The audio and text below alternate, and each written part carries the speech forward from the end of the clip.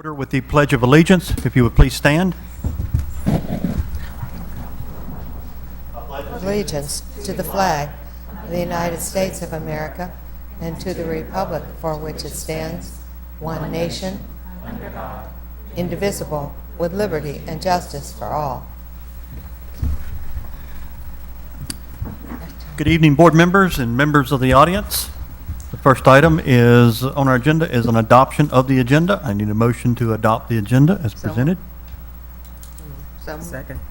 We have a motion and a second. Any changes to the agenda? Hearing none, all those in favor signify by stating aye. Aye. Any opposed? We now have an agenda. The next item on this agenda is public address, and this is where the board sets aside 30 minutes with the maximum of 3 minutes per citizen to address the board on items of educational interest. And at this time, we have no one signed up, so I will open it up to the audience, and if there's anyone in the audience that would like to step forward and address the board, if you would do so, and please state your name and address. Seeing no one, public address is now closed. The next item on the agenda is consent items. You have 6 items for consent. Is there anything anybody would like to pull and discuss under consent items? Hearing nothing, the items are approved on consent. The next item on is the personnel report. I need a motion to approve the personnel report. So moved. Second. We have a motion and a second. Anybody have any questions on the personnel report? Hearing none, all those in favor signify by saying aye. Aye. Any opposed? Aye. Motion carries. We have a personnel report. Next item on the agenda is payment of the bills. I need a motion to pay the bills. So Pay the bills. second. Any discussion on the bills as presented? Hearing none, all those in favor signify by saying aye. Aye. Aye. Any opposed? Bills are paid. Motion carries. Next item on our agenda is superintendent's reports, recommendations, and announcements. Ms. Blackburn. Thank you, Mr. Jones. Our first item tonight is a presentation on our social justice and diversity program for the 2013-2014 school year. As you know, Montgomery County Public Schools has long been invested in social justice and diversity conversations in this community and in our schools. The 2013-14 school year will mark the 3rd division-wide experience of engaging every employee in a discussion to raise awareness, and our topic for 13-14 is moving beyond tolerance towards acceptance, with the focus on this year's experience, engaging in equity. And I've got Sharon Zuckerwar with us this evening. She's been a champion for this social justice and diversity initiative at the school level, and she's going to share some things with you this evening. Sharon. Good evening. Ms. Blackburn, Mr. Jones, members of the board, I'm here tonight representing the larger Social Justice and Diversity Committee to update you on the next steps of our division-wide initiatives. As you know, as Ms. Blackburn just mentioned, this is the 3rd year that MCPS will engage in an awareness-raising experience for all of our staff. In 2011 and 12, we began conversations about discrimination by introducing our culture wheel and providing opportunities for staff to reflect on the lenses we use to view our students. Last year, our conversations took that step a bit further, and we discussed the complexities of culture and how culture can either open up doors or create barriers and create complications and prevent access to resources.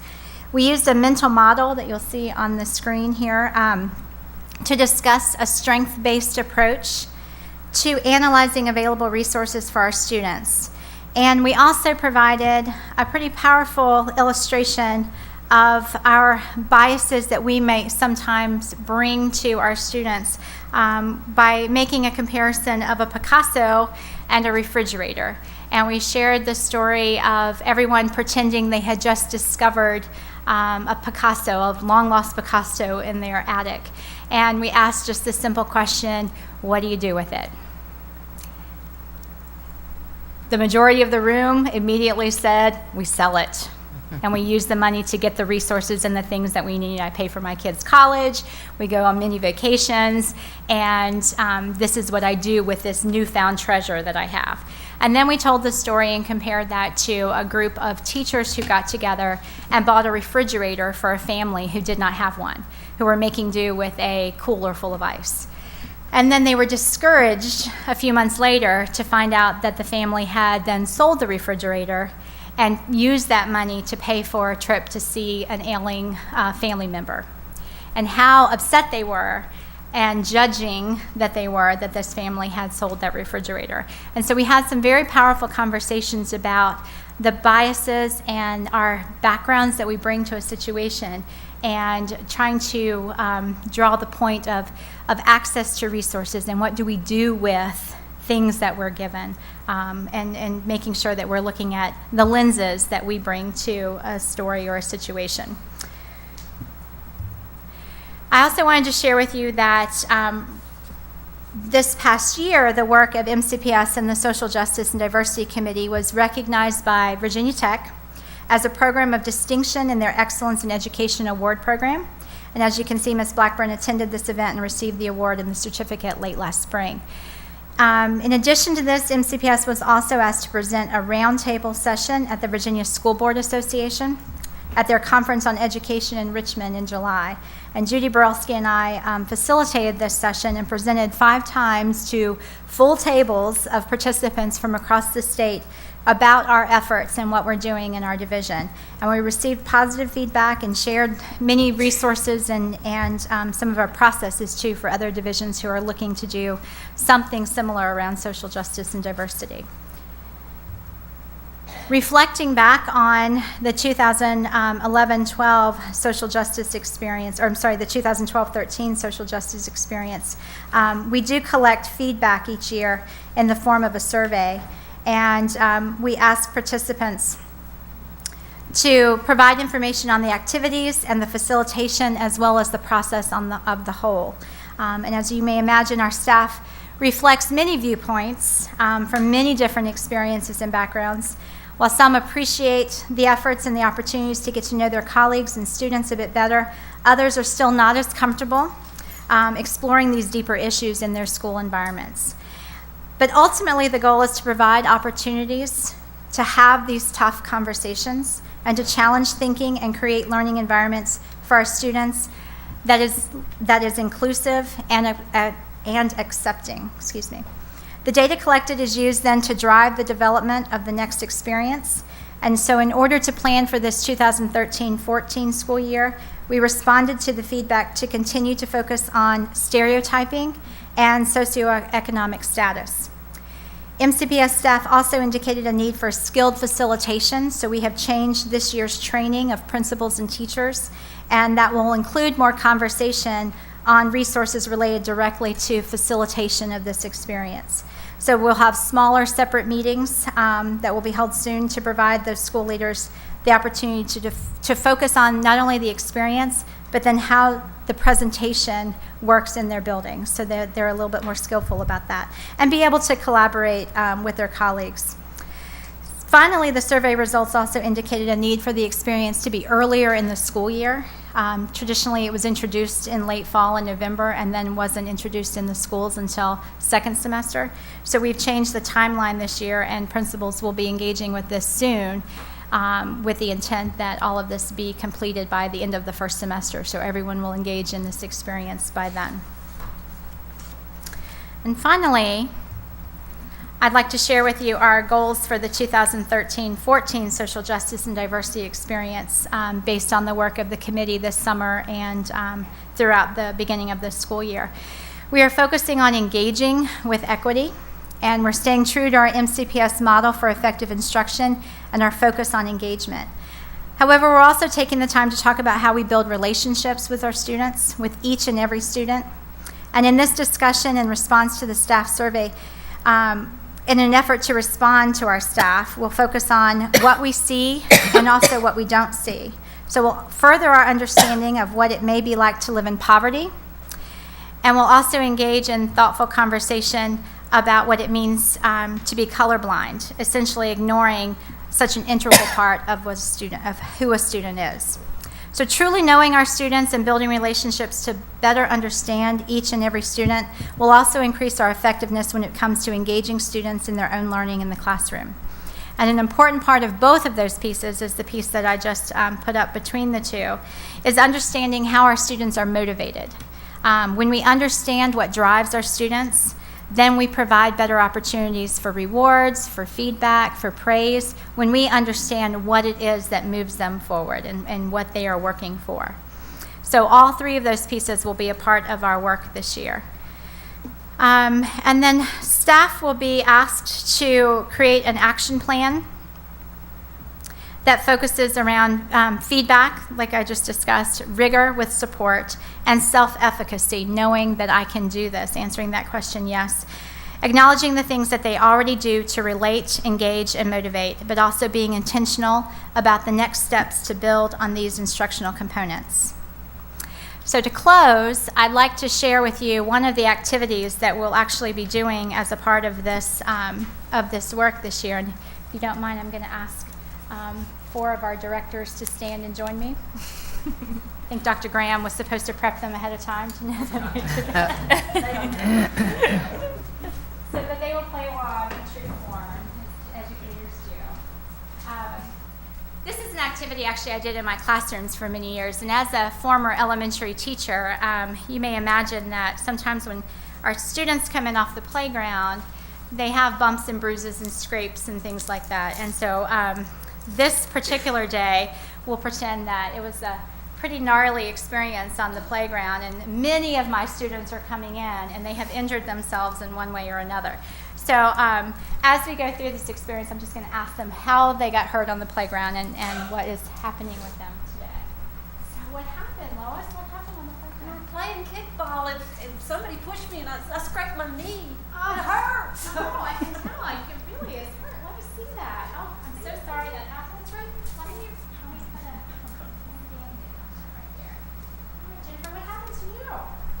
Someone gave me an entire pack of gummy bears. I ate them all, and my tummy hurt so much. And then you probably went on the swings and on the slide, and you did the things that happened to my daughter. I'm so sorry. Let's make sure you feel a little bit better there. So, Well, my tummy aches. I know. What happened? What's happened on the playground? Well, Joey tripped me up and I fell and cut my elbow. Sorry, I'm so sorry that happened. We're going to make that all better. All right, what happened to you? This was a bad day on the playground. Johnny got up and punched me in the chin. I will definitely talk to Johnny about this later. And I'm so sorry that happened. I'll follow up on it. Let's, for right now, let's make that feel all better. Okay. So, thank you all for playing. If you all, let me ask these 2 quick questions here. Did everyone get treated the same? The Band-Aid was put on the exact same place on every single person. I put it on their hand. I'm not sure if everyone can see that. But was everyone treated the same? Absolutely. Did everyone get what they needed? No. Not a single person. Jennifer's tummy hurts. Lois, did you scrape your knee? You got punched in the chin. Nobody got what they needed, but I treated them all exactly the same. And the point that we're making here is about that. We're talking about how we treat our students. Whoops. And using the definition of equity in education, referring to all students receiving the individual support that they need to reach and exceed a common standard. So raising our awareness to make sure that we are providing all of our students with exactly what they need based on what they're bringing to us every day. So I'll be happy to entertain any questions that you have, but that is an overview of what our plans are for this school year. Board members, questions? Are you finding that teachers and staff are really coming on board with this now? That it's I think for the most part, I think, like I mentioned at the beginning, just like any division with this many employees, we have varying degrees of comfort levels with talking about issues that are near and dear to people's hearts and varying levels of passion. So I think that these are tough conversations for some folks, and while other folks embrace them and are ready to have them, I think ultimately if we keep the focus on how does this impact our students, that's really what the work is, and everyone can get on board with that. And I'm just hoping everyone will stay opening. Mm-hmm. You're right, it's the students. I think if we keep, like I said, if we Yeah. keep coming back to how does this impact our classrooms, how does this impact each individual student, Yes, that's what people can get on board with. thank you. Okay, you mentioned color blindness, but it says cultural color blindness. So what exactly are you going to be doing? We are reading, for this piece, we are reading a paragraph that talks about cultural colorblindness. And so it's talking about race, ethnicity, culture, heritage, everything involved there. It actually comes from Teaching Tolerance, one of their resources. So folks will be reading that paragraph and then having one-on-one conversations about what that means to them. And so it's entering that conversation and entering that discussion of how we view our students. Okay, so, because I've been saying we need to talk about culture. Race is one thing, but the culture behind a race is where that relationship, that understanding comes from. So that's where we're going to be going. That is the plan. We're trying to tie this very, and you and I have talked about this, we have to move slowly and make sure that we are doing everything that keeps everyone in the conversation. We're doing the things that keeps people open. So by tying it to relationships, understanding and getting to know each and every one of my students, understanding what motivates them in order to engage them is a part of that bigger conversation of seeing culture and seeing who those students are. That is the intent behind the conversation. Okay, thank you. Board members, any additional questions? Thank you. Sharon, thanks to you and Thank you to very the much. larger committee for the great work that you're doing. Thank you.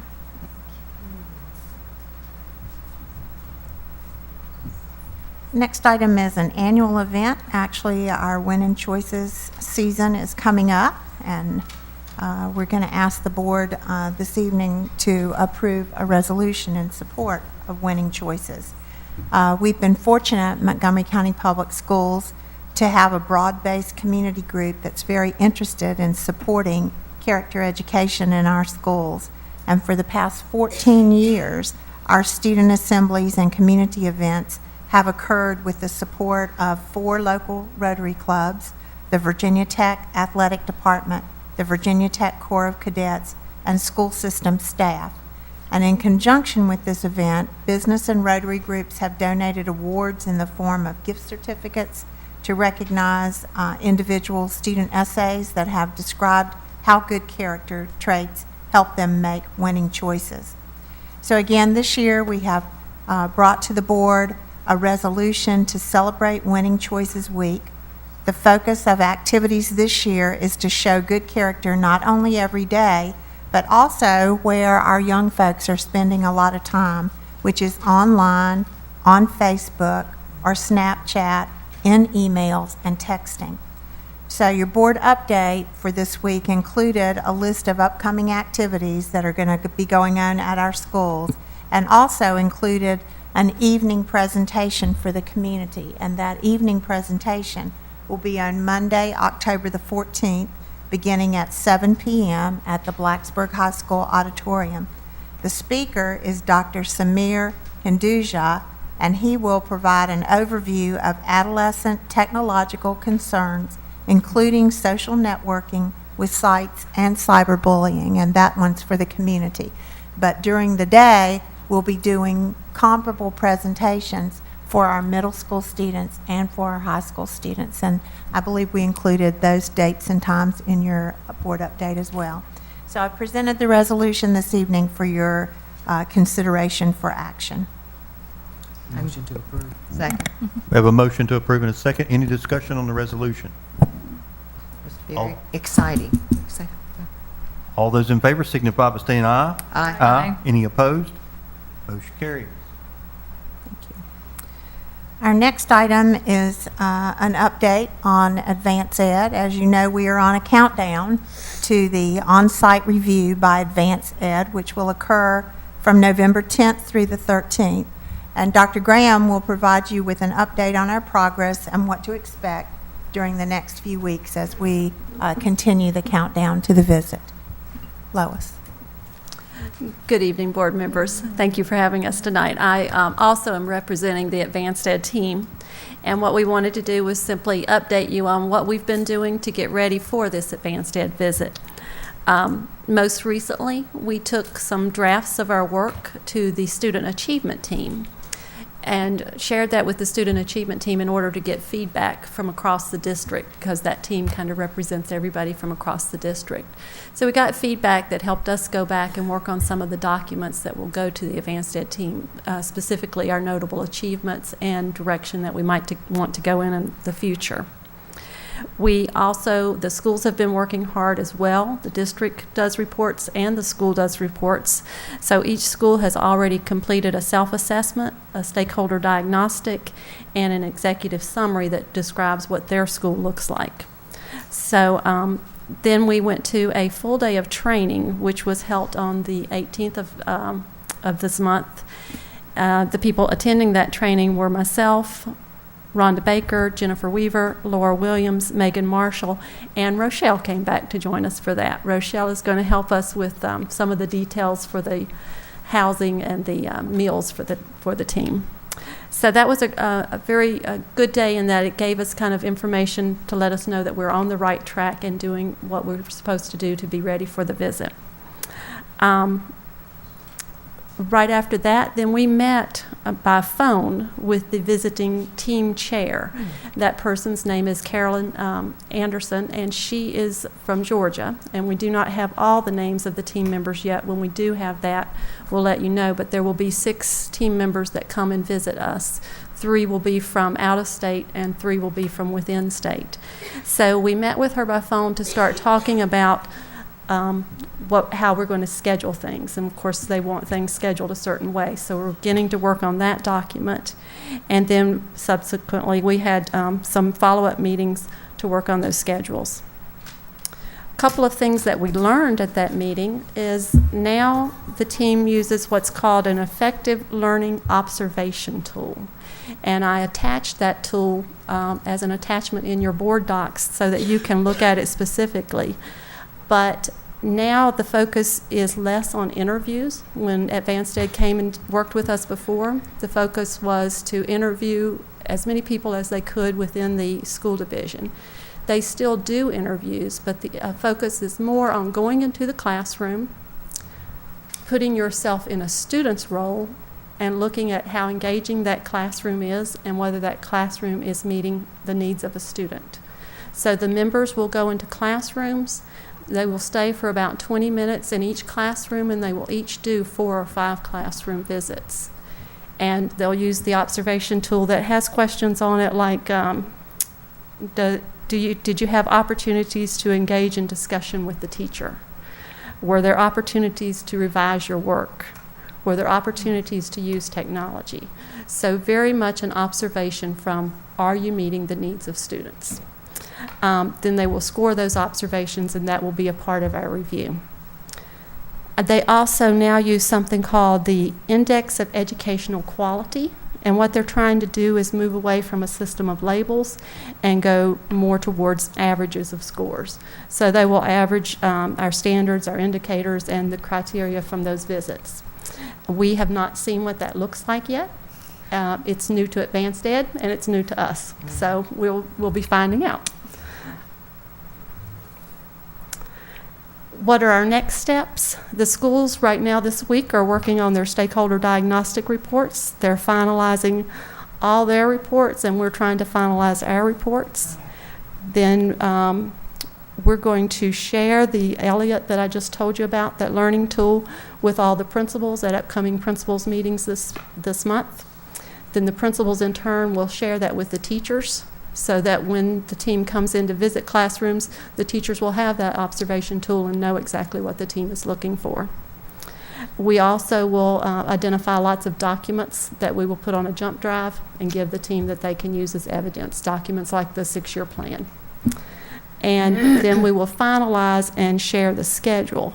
And the schedule right now, we've been working on that, would like to have board members on Monday, the 11th of November, to be able to come in and be interviewed, and then would like to do a board meeting on the 13th.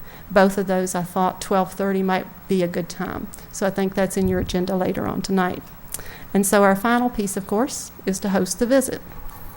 And we will continue to update you as we continue to work to be ready. Any questions that I can answer?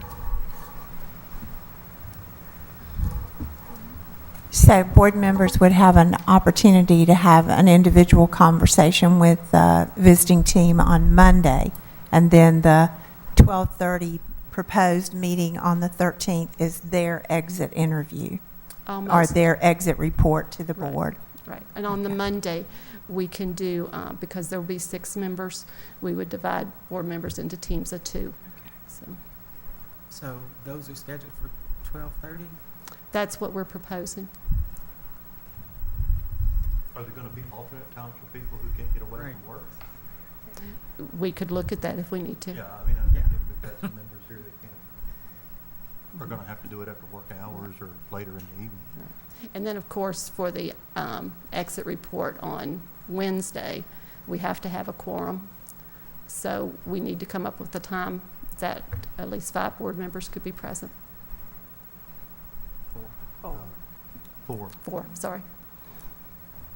Yeah, we'll need to work that out. Okay. We looked at 12, they were willing to do it any time between 8 a.m., I guess, and 3 o'clock or 3:30. But I know we've had some success in the past doing a brief meeting at the noon hour. And so they indicated it would only take 30 minutes or so to do that exit report. So that's why we proposed the 12:30 on the Wednesday. And So that- when we get to that. Yeah, that one will be fine, but it's Mhm. the one day I'll be out of town, so I won't be able to do that. So I would hope to be able to work something out for the 11th. Okay. Other than 12 o'clock. 12:30. We'll contact you to work it out. Any other questions, board members? Thank you, Dr. Graham. Thank you. Appreciate the update. Thanks, Lois, and for your leadership through this process. The next 2 items are actually insurance-related, and you'll have 2 presentations from our insurance consultant, Keith Sharp, who is a vice president for McNary Insurance. The first presentation that he will be making regards the Virginia Long-Term Disability Plan, and we've talked about that earlier, and it requires action by this board to notice the Commonwealth that we are not going to participate in the state plan by November 1, and to also identify an alternative plan if we're not going to use their plan. So after consultation with Mr. Sharp, staff is prepared at this point to recommend that the board consider opting out of the VRS-sponsored plan and instead provide this benefit through VACOR, Administrative Services. Your board update actually included a chart that showed what some other school divisions in the region are doing, and that appears to be pretty much the predominant movement. Tonight, this is an information item. After your consideration and opportunity to ask questions tonight, the recommendation will come forward for your consideration for action at the October 15th meeting. So Keith, welcome. Thank you very much for being with us Okay, tonight. thank you. Good evening. Joe, did you want to kick things off? You're good. I'm good? Okay.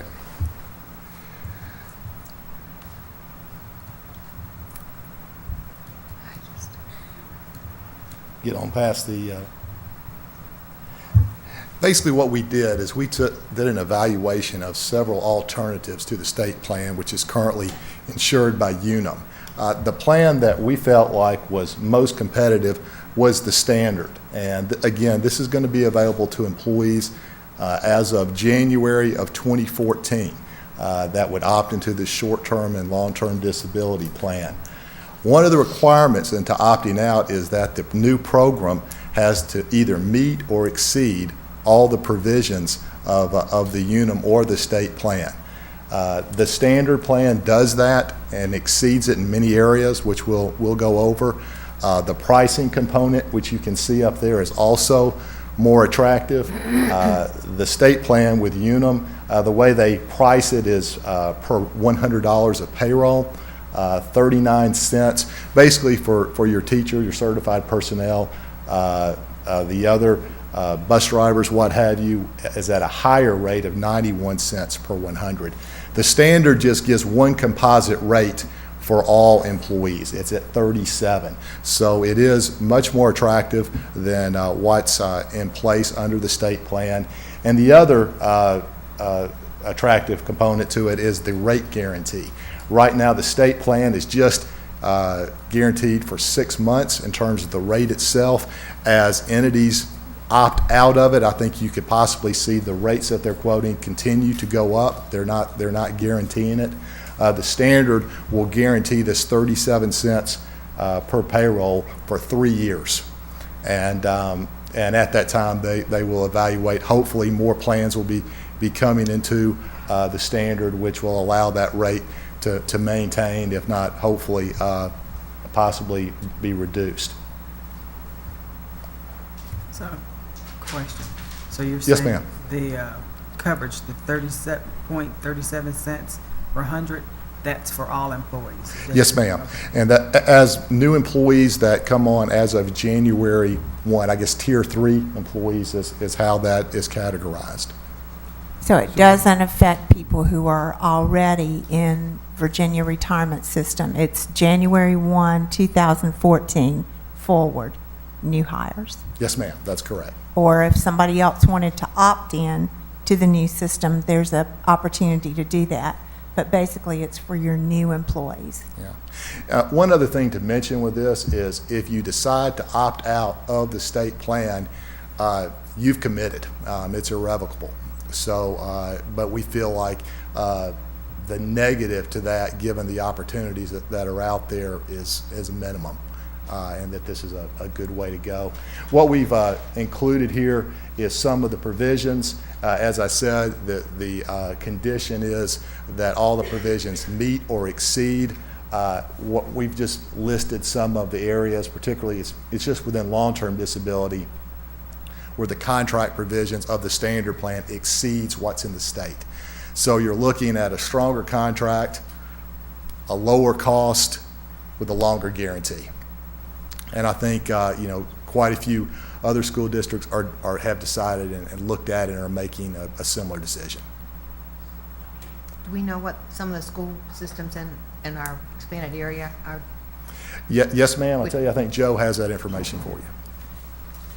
We have approximately 82% of the local school divisions. We polled 17 of this regions that were able to get back with us, and 82% of them are either going with the standard or opting or looking at them very strongly.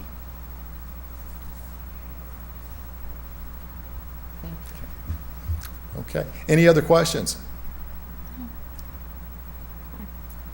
So I want to thank you for that, and next board meeting, we'll bring back the necessary steps for the board to notice the state that we're withdrawing from their plan, if that's the desire of the board, and to recommend that you work with the VACORT plan.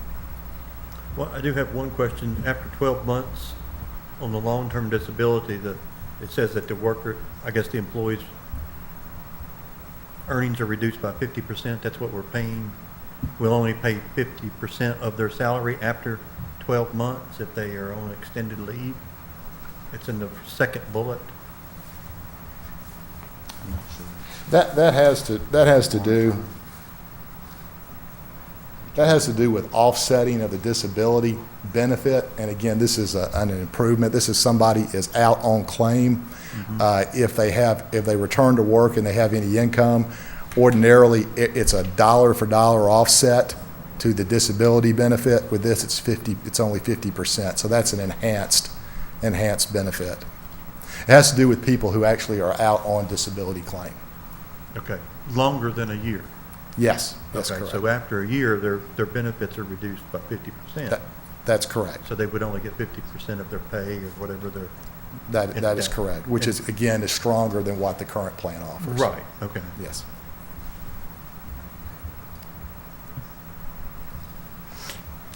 You know, if I could, just one other thing about the standard is that the other attractable thing about the standard is that the school divisions that opt into the standard are pooled together. So all those employees will be pooled together. So we have a wider base or liability, or if you will.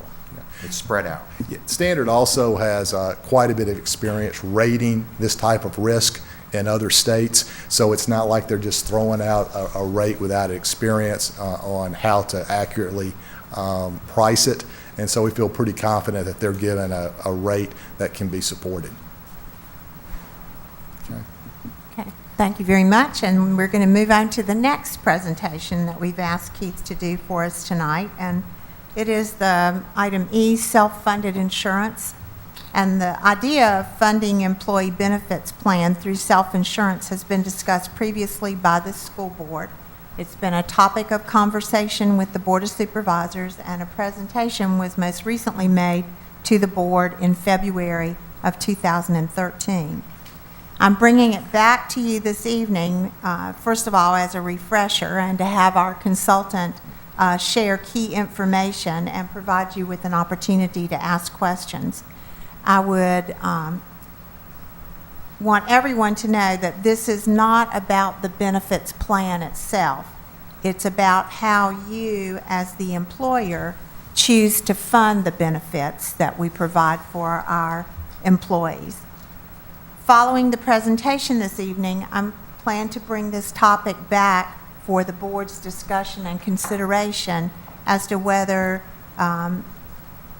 funding our benefits through this kind of plan is advantageous for our board, and at the same time does not create any negative situation for our employees. So Keith, it's all yours again. All right, very good. Again, just to reiterate, this is strictly a funding mechanism. We can do this with Anthem. Blue Cross, which is your current carrier, does not impact the benefits at all to the employees. And we could do this with Anthem, or we could do it with another carrier. So this is just a general discussion on the advantages of a fully insured plan, which you currently have, versus a self-funded plan. I basically want to try to touch on some of the advantages and challenges, if you will, with the two different types of plans. And then after that, we're going to talk a little bit about how this would affect Montgomery County. I've done some analysis based off claims for the past few years and can give you some general ideas as to the impact. A fully insured medical plan, you pay a premium every month. And with that premium, you have no additional risk to you as the school system. Whether claims far exceed that premium or below that premium, that risk is all transferred to the insurance company. The premiums are predictable, that you know exactly based off the employee count what your premium is going to be every month. And that rate is usually guaranteed for an entire year. So you can basically, if you don't have a large shift in the number of employees that are covered, predict what your outlay is going to be pretty closely. With a self-funded plan, the advantages to this is you can, even though that risk is transferred to you, you basically have an insurance carrier or an administrator paying the claims, and the biggest risk to you is a large catastrophic type claim. And you can purchase a stop-loss premium with a premium of stop-loss coverage that will protect you above a certain amount, and that's up to you, $100,000, $150,000. We do an analysis to let you know here's the premium for that type of coverage, and that can protect you from having a really large unexpected event. There's a cash flow advantage. Instead of the premium, you're paying the claims, you're paying an admin fixed cost, a stop-loss premium, and then you pay for the claims as they are incurred and as they come through. So typically, if you have a good month, you're going to reap the rewards of that. A big advantage is if claims are actually lower than what you anticipate them to be. That's a win for you. Instead of the insurance carrier winning, you're winning. There's a first-year claims lag, and I won't go into a lot of detail on this, but basically as you transfer from a fully insured plan to a self-funded plan, there's a period of 2 to 3 months where you're going to have limited claims simply because they haven't come in yet. and you're paying the fixed cost, and you're going to have a substantially reduced cost for those couple of months. Usually what we would ask you to do is to take that money and put it into what we call a claims reserves, so that you ever terminate your self-funded plan, you have that to pay the claims on the back end. You have a lot more benefit flexibility under a fully insured plan. There's certain state mandates you have to comply with, and under a self-funded plan, you have the ability to more customize the benefits to your employees. Much more detailed claims reports are available to you so that you can see how the plan is running. There is reduced premium tax because there's no premium tax on claims, so that's going to be a fixed cost, and I'll go into that in just a second. And then long-term, for a group your size at 1,000 employees, you have a fairly predictable claim amount. And over a 5-year period, even though you may have a year or two where you will be worse off than you would be if you were under a fully insured plan, you should win over a 5-year period. Statistically, you should. The challenges to this with a fully insured plan, you've got limited plan designs. You're basically limited to whatever the carrier offers. You must include any state mandates. You have the premium tax. You don't have cash flow advantage if you have positive claims, and so you don't have the opportunity to reap that savings. Under a self-funded plan, some of the challenges are you have cash flow fluctuations, so it could go up and down significantly from one month to the next. Requires a certain amount of financial discipline in place. Reserves need to be held and accounted for during that first year, so if you ever decide that you want to go back to fully insured, you have the ability to pay the run-out claims. You do have a fiduciary responsibility as a self-funded employer. Under a fully insured plan, all that fiduciary responsibility is on the insurance carrier. But as a self-funded employer, you have that. So if you were ever sued or what have you, that would be a liability that you would have to answer. There is other types of insurance coverage, which I think may be in place, that can help protect you from some of those type suits. And it does require a longer-term commitment in terms of you are looking at this over a 5-year period. Any questions on the advantages and the challenges before I go into the risk transfer? So are you committed for 5 years? I mean, when you sign up to this? No, you're not. You're really with employee benefits. There can be some negative to terminating at any time, but you do have the ability to terminate and change funding at any time. So there's no obligation for 5 years. It's just that typically when you're trying to evaluate if a self-funded plan is successful, it's a 5-year period that you look at. And the stop loss coverage is based on the number of employees that you have, correct? Yes, sir. It's a premium, and it's based off the deductible that you have. Let's say that you want to make sure that any catastrophic claim on an individual over $100,000, and this is just an example, is carried by the insurance carrier. That risk is transferred to them. You would pay a premium for that based off the number of employees in the plan, and that would be your protection, and that would be your fixed cost. That premium is a one-time charge each year? It's a monthly charge. A monthly charge. It is. It's a monthly charge, just like the claims administration that you're paying. Okay. It's a premium that you pay every month. Okay. Basically, what you'd be paying on a monthly basis, you'd be paying your admin or the cost for an administrator paying the claims. You'd be paying a stop-loss premium for that protection, and then you'd be paying the claims itself. The administrative cost and the stop-loss premium should be pretty level from one month to another, just based off the employee fluctuation. The claims could that could fluctuate quite a bit. Okay. So with the stop loss, what's the maximum, or do we set the maximum that a claim will be covered by the amount of coverage that we purchase? Yes, ma'am. Yes, ma'am. Basically, what we would do as your consultant is we would come in and we would say, this is the amount of premium for, let's say, a $100,000 deductible of stop loss. And we feel like this would be the appropriate amount of risk for you for the premium that you're paying. But depending on how much risk that you want to take on would be where you would set your deductible at. So if we set our premium or whatever it's called at $100,000, does that mean if an individual had $200,000 worth of liability, it would not be covered? No, ma'am. Well, let's say that, just to give you an example, let's say that you have a $100,000 deductible on your stop loss premium, that you're paying a premium, and you had a catastrophic event which gave a $500,000 claim on an individual. You, as the employer, would be responsible for that first $100,000, and then the insurance premium that you've been paying all along would pick up and would cover the other $400,000. So it protects you from those type of claims. And yet maintains protection for the employee. Right. Yes, so the employee's claim gets paid. Yeah, that's correct. So there's not a cap on. No, ma'am.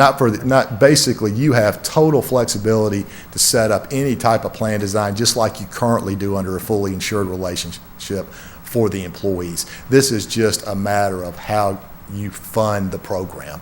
It has no effect on the employees themselves. Thank you. Okay. Any other questions? The chart that we gave you about the VACOR plan versus the state plan for Virginia long-term disability also showed whether the school district was self-insured or fully insured. So you can see that there's a variety of methods used by neighboring school districts. Mm-hmm. Okay. Basically, just to kind of go into a little bit more detail of the components of a fully insured versus self-funded plan and where the opportunity to gain for you is. Under a fully insured premium, you have the administrative cost we talked about. We have even under a fully insured plan, you don't see it, but there's the stop loss or pooling that's built into the contract. You have the mandated state benefits, and then you have the claims itself. What is built in additionally on top of that by the insurance company is they put a 2% margin, as they call it, or profit under a fully insured premium. There's a state premium tax of 2%. That's on top of that whole premium. And then they also have what they call a claims fluctuation margin, which is, hey, we're in the risk game and they help protect themselves. So they want to make sure that there's additional fudge factor if they are wrong on what they anticipate claims to be. Those costs average right around 10%. And that's where the opportunity for savings are under a self-funded plan. You're going to have reduced fixed cost, which is going to be in the 4% range. But then because of the claims fluctuation margin, and also because your plan in particular has run well, and through July of this year, I did an analysis, and of course, this is no indicator for sure what's going to happen in the future, but you would have saved somewhere around 10% off your premium if you had been self-funded. Now, again, that can change from one year to the next, and that's why you look at it in 5-year increments. But that there is an opportunity there because you are taking on some of that risk, and by taking on some of that risk, you can reap the benefit of positive claim experience.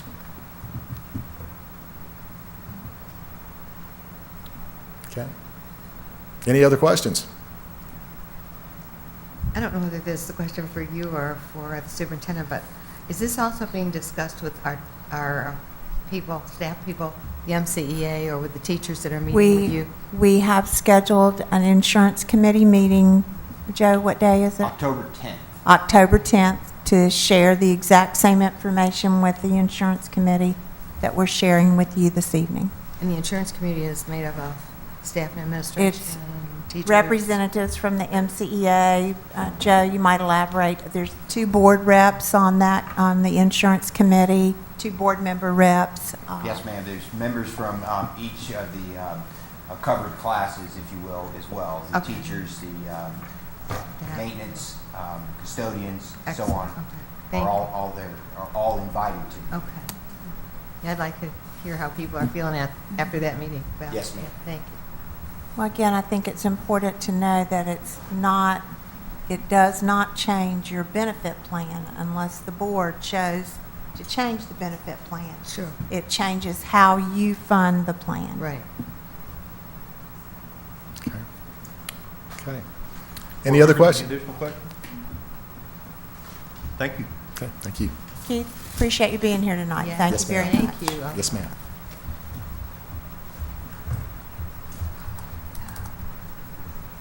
And that takes us to the calendar of activities for October, and that calendar is attached for your information. Thank you so much. Next item on, Mr. Jones. Wish all the schools. next were- item on the agenda is unfinished business by school board members. Any other unfinished business? Don't hear any. New business by school board members. I have, I think I sent a note out to all board members that I asked for the attendance policy to be considered for review. And the basis for that is, it's my understanding about the tardies and how tardies, especially at the high school level, are administered. If you check in late or if you have to leave early for any reasons other than what's stated in policy, and I think if the policy will come up. One thing that I noticed is that the excused absences has nothing to do with medical. If you go to the dentist, you go to the doctor, you go to the orthodontist, allergy, whatever, then you are going to be penalized. And I don't think that's right. For certain children who are going to have, you can't make your schedule. The doctors and dentists and orthodontists specifically don't make the schedule based on schools and how we run to set up hours. And, you know, I personally had an instance where in the first week of school, my daughter was going to already be 1 day absent because of tardy. And they all were for doctor's visits. Something's not right there. You know, we're going to excuse the athletes and different other people. One thing that bothered me was should not contribute to the maximum number of absences in school suspension. You know, I just think that we need to take a moment to look at the policy and look at what we are excluding or what we're including. Because I think if kids should not be punished for a tardy if they have a legitimate medical reason why they're tardy or why they need to leave early.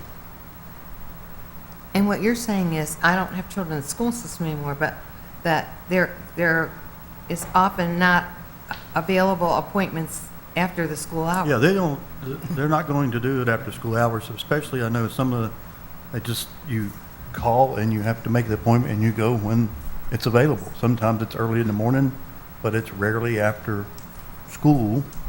And so, you know, it's, you're kind of at the mercy of how they're going to schedule the appointments. I'm just asking for, just because trying to refresh my memory. I was thinking that if you had an excused absence, it enabled you to make up work that was lost. It wasn't the fact that you didn't have a missed day or a tardy, and then if you had an unexcused absence, you weren't always allowed to make up the work that you missed. Help me understand if that's still the case or no. I'll defer to the superintendent on that. Basically, the way the policy is written, it says absences, check-ins, or check-outs for any of the reasons listed below shall not contribute to the maximum number of absences allowed by this policy. And it has a list of things. But if you miss work because you have, or you miss schoolwork because you have a doctor's appointment, you're going to be allowed to make up the work. Right. But if you have 3 of those doctor's appointments or orthodontist appointments or whatever, it does count as an absence from school. I have a couple questions. First is, when has this policy, how long has it been implemented? I haven't heard from, public comment or administration that there's a problem with our current policy. When was it changed to be any different? So,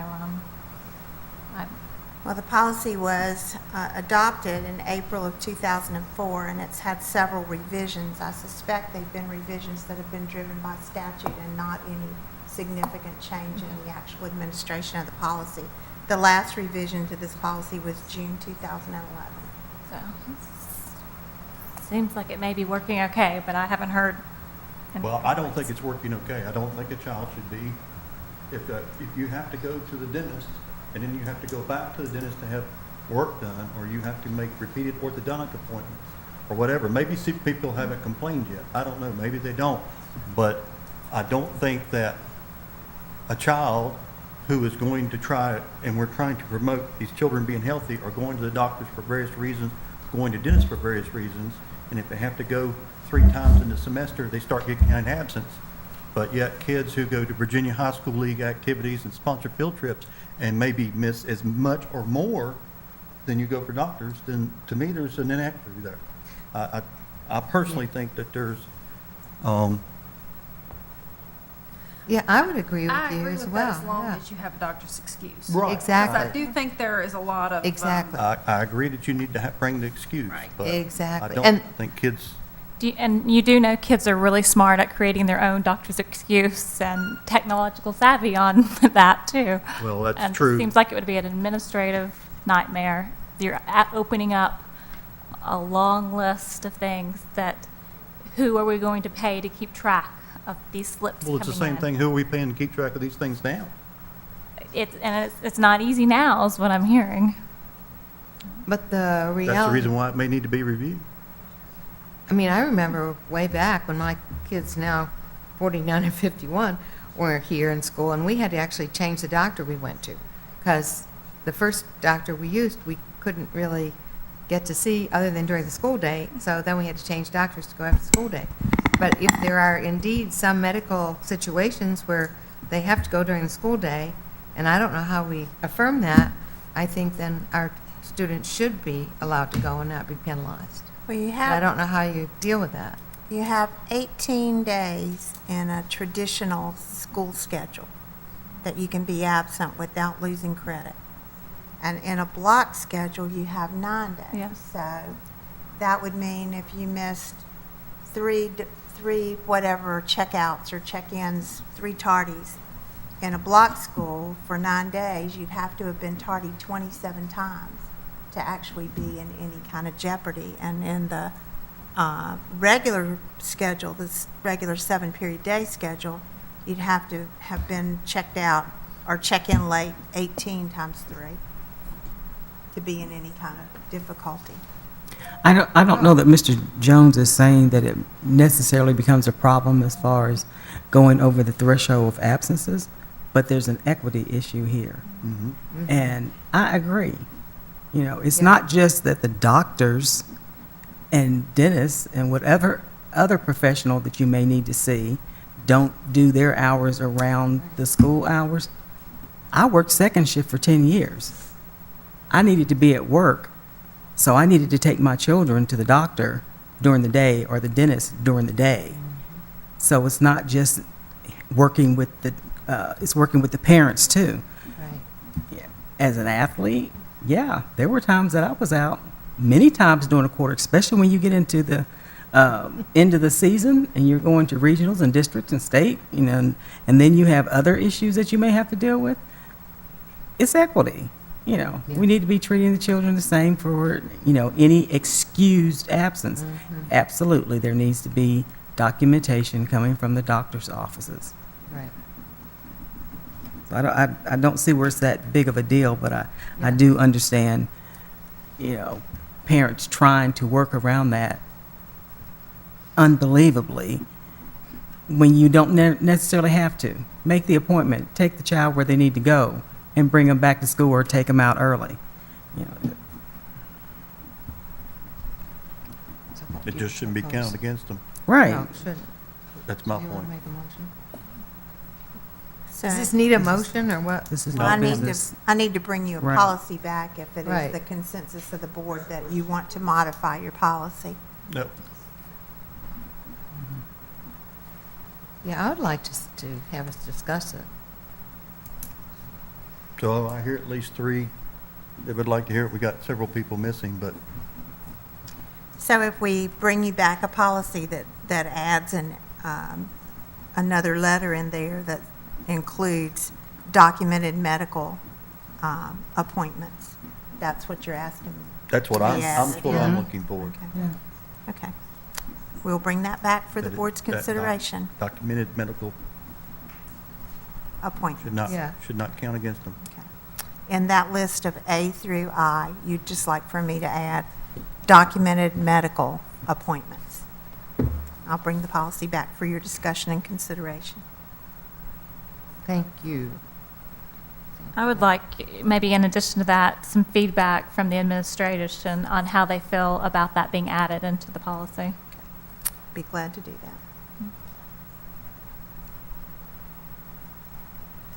Next item under new business is advanced ed meeting on November the 13th.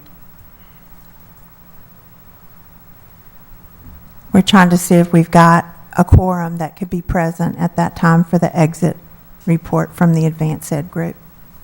What day is that? It's Wednesday? Wednesday, November the 13th I will at be out of town. 12:30. I'll be out of town. I can be there. You're available? I can be there. Jamie? Jamie? I should be available. Phyllis? Yes. So we need to poll Dreama So we and need to Poll. contact Mr. Joe and Mr. Ivers. And Dreama. Yeah. Okay, will do. Any other items of new business?